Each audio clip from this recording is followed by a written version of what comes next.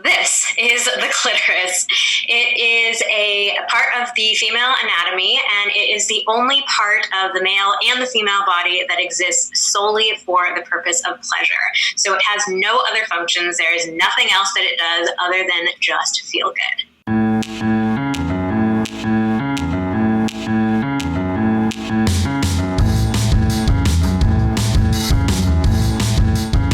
Most people, when you think of the clitoris, we only think of the little nub of skin that's visible to the human eye, and we tend to think that's it. But there's this whole entire structure that we really didn't discover until the 1990s.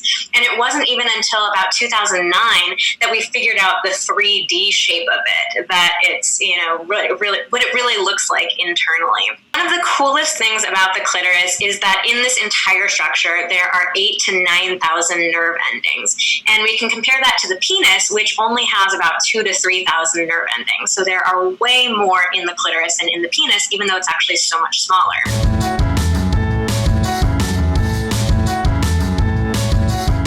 When we are fetuses in the womb, we start off basically having the same genitals. And it's not until about 8 to 11 weeks of development that those exact same tissues start turning into a clitoris for someone who's going to be female-bodied or a penis for somebody who's going to be male-bodied. And so the clitoris and the penis really operate very similarly to each other. So when a person is erect, the clitoris or the penis can engorge, it gets swelled with blood, it actually increases in size, and it can move around a little bit.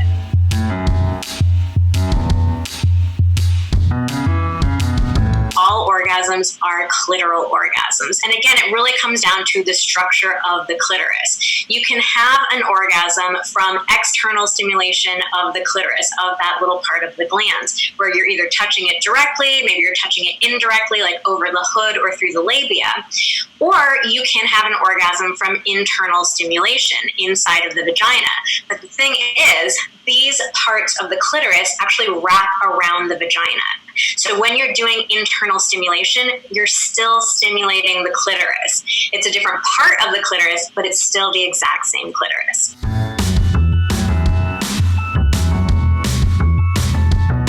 We tend to think of masturbation as just something that we do for pleasure, but there are actually a ton of incredible health benefits to it. So one of the most interesting ones is that when we masturbate, it actually increases our pain threshold.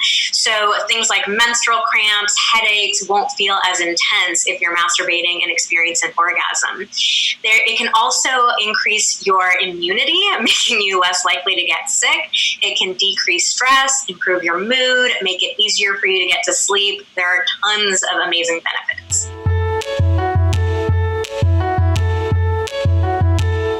I mean, if we were only really discovering the true shape of it 10 years ago, there's definitely still a lot to learn. So I really hope that we get some scientists, some researchers out there who are willing to study it more and just help us figure out even more about this incredible part of our bodies. We're not taught about the clitoris. We're not taught about female pleasure. And so it's totally understandable if you've never learned how to orgasm. And so I think it's really important to be gentle with yourself, recognize there's nothing to beat yourself up about or feel bad about, but there are much better resources that are available now. So don't let that shame or embarrassment get in the way of you learning the actual tools that you need to explore your clitoris, discover what makes you orgasm, and help you feel confident in the bedroom.